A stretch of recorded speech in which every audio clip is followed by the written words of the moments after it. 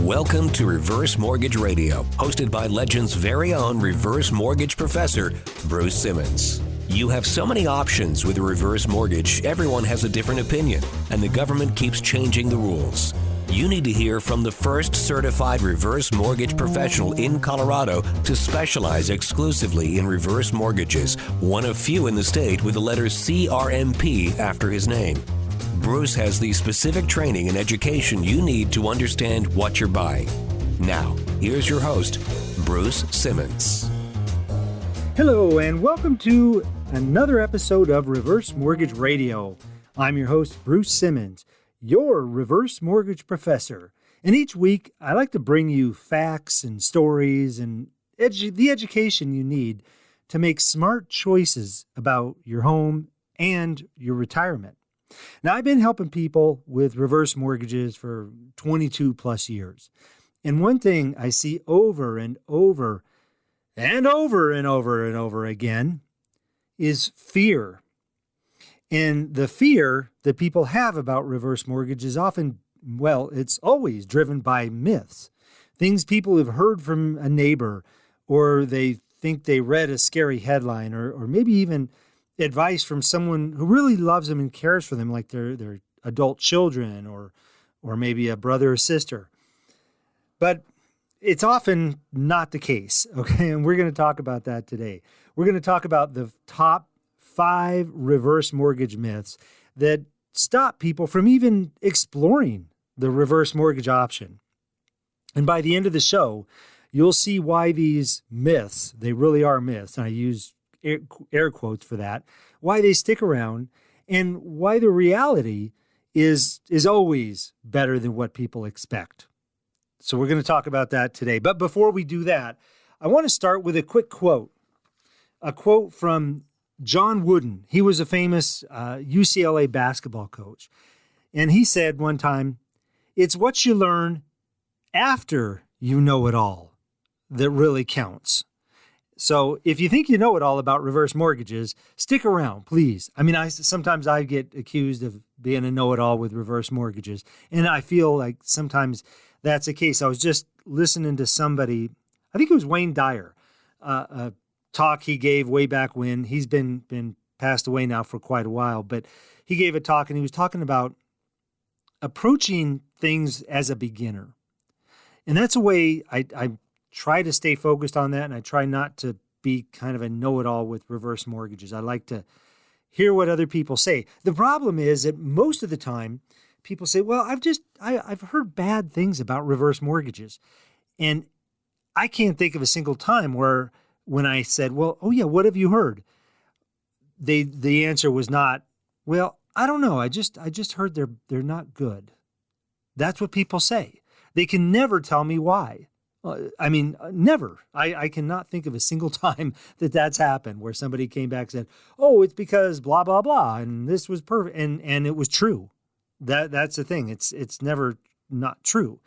So another quick quote, too, and this is from Mark Twain. "It ain't what you know that gets you into trouble. It's what you know for sure that just ain't so." That's what we're going to be talking about on Reverse Mortgage Radio today. However, before we go getting into the meat of all these top 5 reverse mortgage myths, I think it makes sense to explain what a reverse mortgage is and give you a few quick basic points about how it works. Because now, in a nutshell, most reverse mortgages are FHA insured. They're insured by the federal government, the Federal Housing Administration. That doesn't mean the loan is from the government. It's the government really, they just set the rules for the individual companies who make these loans. And we have to follow those rules, or the loan doesn't get insured. And when that happens, that means that the lender is stuck with the loan. They can't sell it off. And that's not what we want to do. So we have to follow all the rules. That's critical. But in a nutshell, a reverse mortgage is a loan that's specifically designed for people that are 62 and over. It allows you to convert a portion of the value of your home into money that you can spend. And because you can't spend your equity without converting it into cash first. You've got to, if you go to the bank, you go to the pharmacy and you say, hey, I need to buy my medicines. They say, okay, well, that's going to be $23. And you say, well, I've got equity in my house. Can I give you $23 of equity? No, they're not going to take that. You need money. You need a check or a credit card or cash. I don't know if they still take cash or not. A lot of places are getting away from that. I tried to buy a cup of coffee a while ago at one of these fancy coffee shops, not the Starbucks one, but just a local one. And they wouldn't take cash. I was like, what? I got to put $3 or $5, whatever the coffee costs, on my debit card? But yeah, that's the case. Anyways, that's so in a nutshell, that's what reverse mortgages do, is it converts a portion of the value of your home into spendable money. This illiquid asset you have, you're converting it into cash so you can use it. And that's critical. But the key thing with reverse mortgages is as long as you or your spouse live in the home, you have to live there as your primary residence. You have to pay your property taxes. You have to pay your homeowners insurance. You have to maintain the home, keep it in decent shape, and keep your name on title. You do those 5 things. You never, ever have to make a mortgage payment. No payment is required. But now, obviously, you're paying your taxes and insurance, right? So right now, if you've got a $1,500 mortgage payment, PITI, that stands for principal, interest, taxes, and insurance. Well, the reverse mortgage, what we do is we pay off that existing mortgage. Hopefully, if that's what we can do, then we can do the loan. If we can't loan you enough to pay off the existing mortgage, then we can't do the loan for you.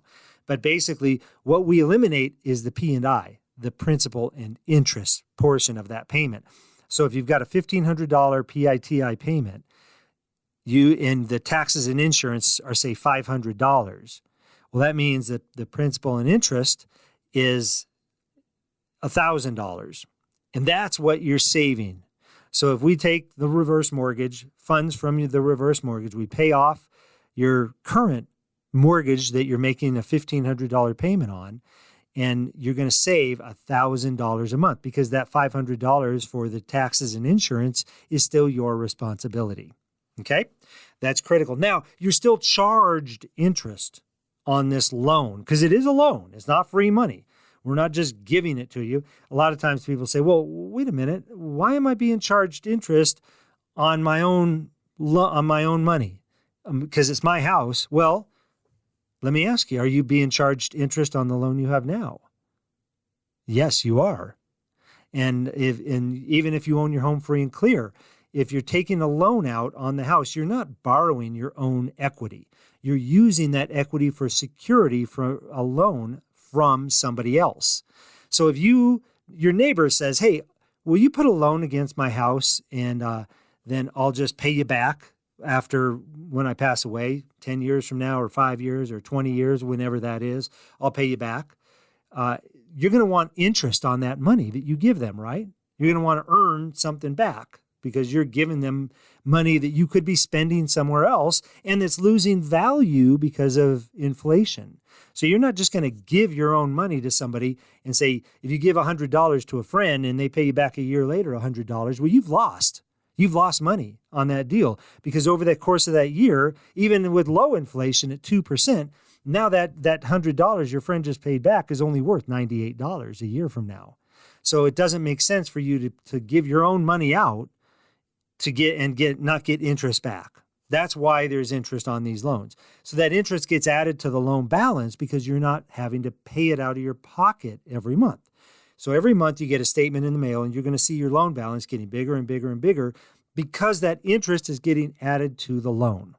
And that's part of the way the program works. If somebody is trying to sell you a reverse mortgage and they don't explain that clearly to you and show you a potential or a estimated amortization schedule that shows that loan balance growing over time, don't do business with them. They're trying to hide how the loan works from you because they don't believe in the product. I believe in it 100%, and I'm going to get one when I'm able to. Okay, that's enough of this. If you have questions at all about reverse mortgages, please call me. I'm going to give you my cell phone number because I'm still having trouble with my main number. I switched it over to my cell phone from a landline about a month ago, and my phone, that line was down for like a week, and now it works. it's forwarded to my cell phone, but my voicemail on it's still screwed up. But if you call my cell phone and I don't answer, you will be able to leave me a voicemail.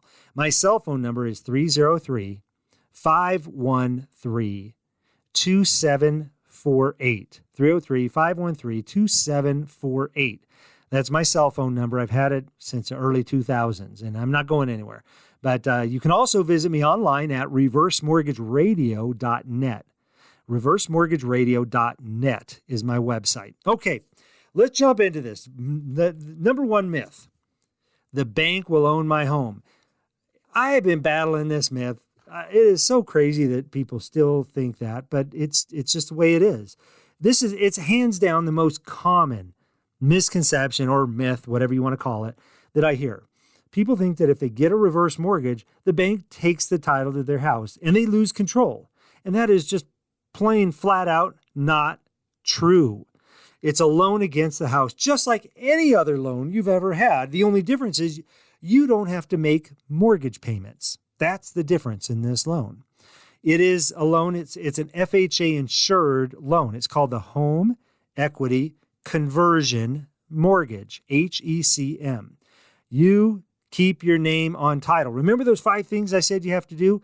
Pay your property taxes, pay your homeowner's insurance, live there as your primary residence, maintain the home, and number 5, keep your name on title. You have to stay entitled to the house. No one else has to. You can add people, but the bank is not on title to the house. You can sell the house whenever you want. You can paint it purple. You can add a bedroom. It's your house. You do what you want with it, okay? But you have to maintain the house, obviously. Now, some people might say, well, if you paint it purple, that's not really maintaining the house. But it could be because you're protecting the wood, right? Okay. But it's just a lien on the home, meaning that they get repaid when you sell or move or you pass away. The loan only comes due when the last homeowner permanently leaves the home. But you remain the owner of the home with full control. Like I said, you could sell it, you can refinance it, you can pay off the loan anytime you want. Now, why does this myth exist and why does it still stick around? That's what drives me crazy. But the myth basically goes back to the 70s and 80s before it became a FHA program, before they really standardized the program. And there were private loans that people did. They really were not reverse mortgages, but sometimes they were called reverse mortgages, where the lender would take a partial interest in the home. So, and they might say, well, we're going to gain 20% or 30 or 50% of the equity or of the value, the appreciation. So let's say your home was worth $100,000 in 1980, and then in 1990, you sell the house and now it's worth $300,000. The lender they could charge you interest on the money they loaned you, but then they can also take a percentage of that profit that since the time you got the loan out. It's just, and so that's part of the problem. Media headlines, they love a scary story. If it bleeds, it leads, right? Well, the bank takes your house. You know, if somebody has a reverse mortgage on their home and they get foreclosed because they didn't pay the property taxes, well, they got foreclosed because they had a reverse mortgage. Had nothing to do with the property taxes. That's not true, but that's the image that they portray. And finally, word of mouth. People repeat what they think they heard or what they think they know. And over time, it just becomes an accepted truth. So let's set the record straight here and now. With a reverse mortgage, the bank does not own your home. You do. All right. Number 2, second myth. I could lose my home if I take out a reverse mortgage. I hear this all the time. People say, well, reverse mortgages are risky. Well, let's see. Is it more risky for you to have to pay, say, $3,500 or $4,000 a year in property taxes? Or is it more risky for you to have to pay $1,500 a month in property taxes and insurance and also principal and interest to a mortgage company? And if you don't pay that payment, you miss a month of that $1,500 payment, you could lose your house. You know, you have to meet that every single month. You have to hit that, get that nut, and you have to pay that money every month, come heck or high water. No matter what happens in your life, your furnace blows up and you need to pay $10,000 or $12,000 for a new furnace. They don't care. You still got to pay that mortgage payment. And if you don't, you could lose your house. So that's the thing. But people worry that they're going to be forced out of their house just because they have a reverse mortgage. And that is not the case. As long as you live in your home, keep it as your primary residence, pay your property taxes, your homeowner's insurance, maintain the home, and keep your name on title, you can never, ever, ever be kicked out of the house. No matter what happens to the value of the house, you could be upside down on the house, where your house is only worth $100,000 and you owe $500,000 on the reverse mortgage. It doesn't matter. You can never be kicked out of the house as long as you do those 5 things. But see, back in the early 2000s, there were cases where borrowers fell behind on their taxes and insurance, and they did face foreclosure. The media covered those stories, just like I mentioned before, but they left out the fact that the same thing would happen on a traditional mortgage if you don't pay your taxes, or even if you own your home free and clear. You could own your home free and clear, and if you don't pay your property taxes, you're going to lose your house. And some adult children, they see foreclosure in an article about reverse mortgages, and they assume that the reverse mortgages are risky without understanding the real reason. The myth also sticks around because taxes and insurance, unfortunately, they're rising fast right now, and people fear not being able to keep up the taxes. The program, though, now includes something called financial assessment. We have to qualify you to make sure that you can still afford, even after you have the reverse mortgage, that you can afford to pay your property taxes and insurance and live in your home comfortably. We don't want to delay an issue, because if you can't afford to live in your home, you should sell it now, really. And unfortunately, I've come across that every now and again, where people I know they cannot afford to pay their property taxes and insurance. And if that's the case, getting a reverse mortgage, unless you get a lot of money and we set up what's called a set aside to pay your taxes and insurance for you, it really is not a good idea to get a reverse mortgage if you cannot afford to live there, because you have to maintain it and you have to have that money available to pay your property taxes and insurance. Okay? So a reverse mortgage, they can't kick you out. Okay? It just helps you stay in your home as long as you want, provided you meet the normal homeowner responsibilities, like we went over time and time again already on this one show. All right. By the way, if you just tuned in, you are listening to Reverse Mortgage Radio. I'm your host, Bruce Simmons. I'm the reverse mortgage manager for American Liberty Mortgage in Denver. My number is 303-513-2748. That's my cell phone number, 303-513-2748. You can also visit me online at reversemortgageradio.net. And next week, this show will be up on my website, the entire podcast. And you can also go back and listen to past podcasts. I think on that website, I have all of my radio shows dating back to I think I started doing radio in May of 2017. I was on an AM station for a number of years, and I've been on KLVZ now for the last couple of years. But you can listen to all my radio stations or all my radio podcasts. You can also watch video testimonials from actual customers.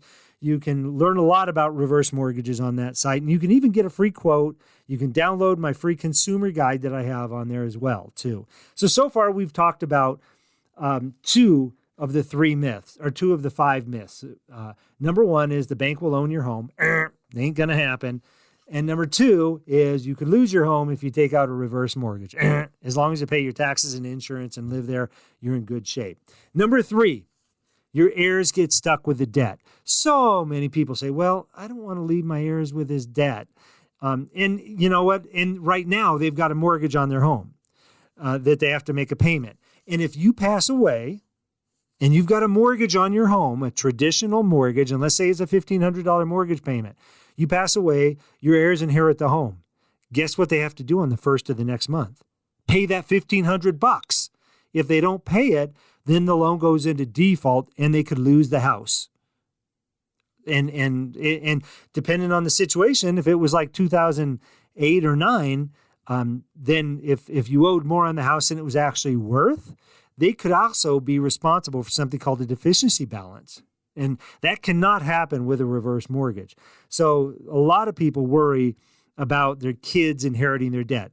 No, they inherit the house, and they've got time to pay off the reverse mortgage if they want to keep it. So let's say, for example, most of the time there's equity left in the house.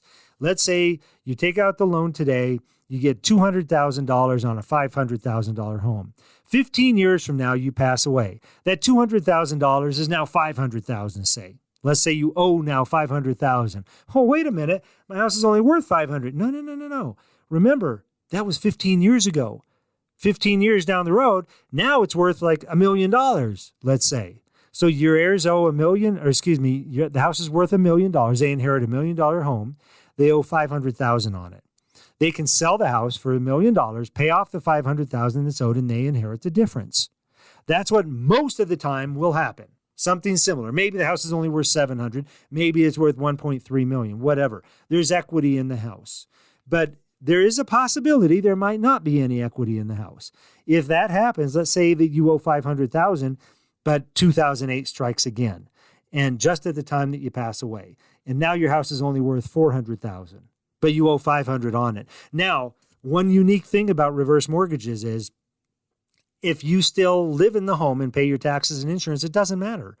You could be completely upside down on the house, and the lender can never, ever, ever kick you out as long as you pay your taxes and insurance and live there and maintain it, okay?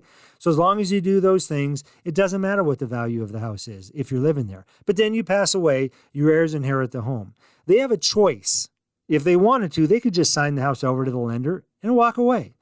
The lender has no recourse. These are non-recourse loans, meaning that the lender would they would sell the house for whatever they could get for it. So they sell it for $400,000. $500,000's owed on it, though.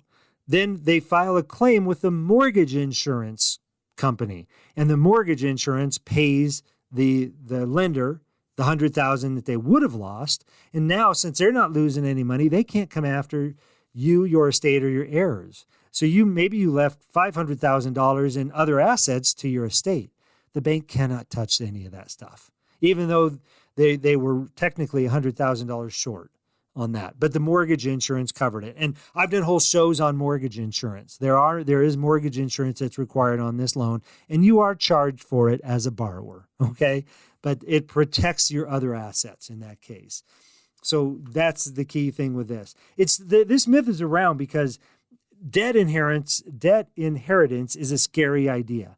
People naturally assume debt passes from one family member to another, but that's not the case, okay?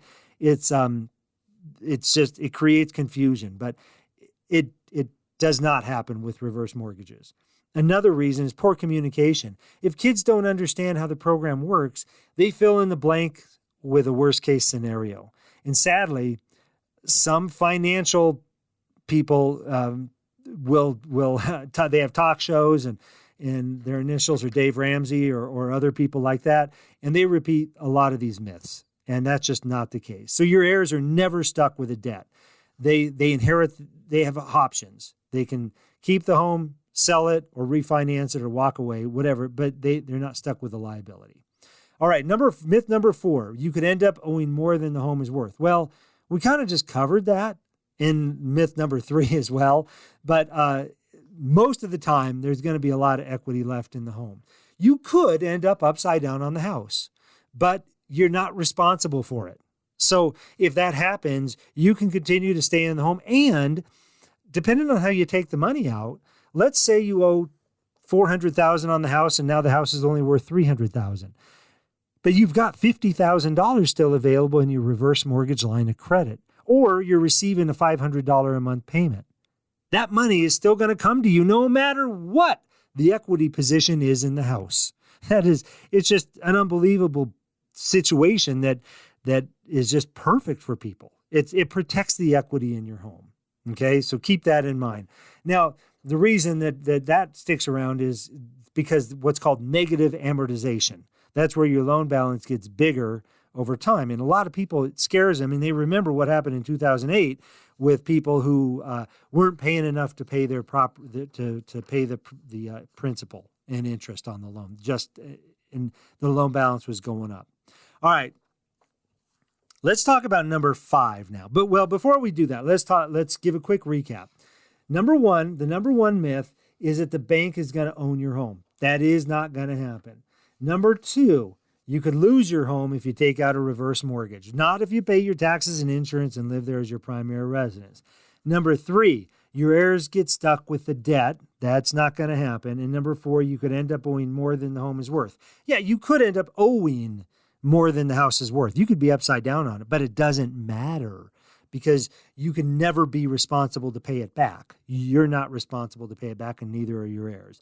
Number 5, this isn't the most common one. It's very common, but it's the most damaging one. And I've talked about it before, but people think that reverse mortgages are only for broke and desperate people. Nothing can be further from the truth. I do very, very, very few of my customers are desperate. I mean, every now and again, I come across somebody that's in that situation. Sometimes I can't help them because they're too desperate, and we have to qualify them. But most of the time, people are in an okay position, but they want to do better, and they can live a better lifestyle with a reverse mortgage than without it. So we pay off their existing mortgage and save them $1,000 a month. That's a great deal. Well, you could live better if you have an extra $1,000 in your pocket every month, right? Or if you're worried about outliving your retirement. So you've got $300,000 in savings or in your retirement fund, and you're 68 years old, and you're thinking, man, that's going to have to last me for another 20 plus years maybe. I don't know if it will, and you're really stressed about money.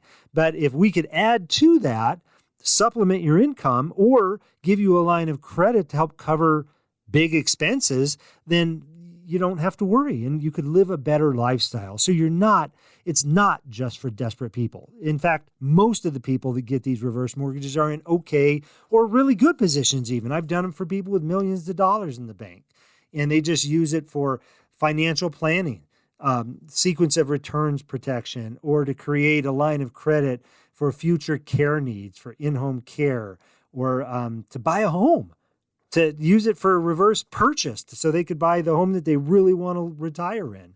And they might not be able to otherwise do something like that. So there's just so many options with reverse mortgages. Don't let the desperate thing hold you back. People say, well, I'm not desperate. I don't need to do a reverse mortgage. No, most of my customers don't need to do a reverse mortgage. I always tell people a reverse mortgage is to relieve financial stress, not create it. And most of the time it does relieve some financial stress. So you could live a more peaceful, stress-free life. Okay, so remember those 5 big myths that we talk about. I really hope that you don't let these get in the way. If you hear somebody mention these, tell them to call me. Okay, say no. That's not right. Okay, what these myths are is they're wrong, 100%. And just let people know that you know how it works. Okay, I hope this show not only helps you learn the truth, but also understand why these myths are so sticky. They're based on old programs, scary headlines, and just plain old misunderstanding. If you'd like to learn more, again, please visit my website at reversemortgageradio.net, reversemortgageradio.net. And you can download my free consumer guide or just give me a call at 303-513-2748, 303-513-2748. My name is Bruce Simmons, and I hope to see you at some point and talk to you in the future, and I hope you have a fantastic day. Thank you so much for joining me. Call Bruce Simmons today. Ask about his free Colorado Consumer Guide, 303-467-7821 or reversemortgageradio.net. Bruce will come to you anywhere across the Front Range to make sure you understand how reverse mortgages work. Regulated by DORA, NMLS number 409914. American Liberty Mortgage is an equal housing lender.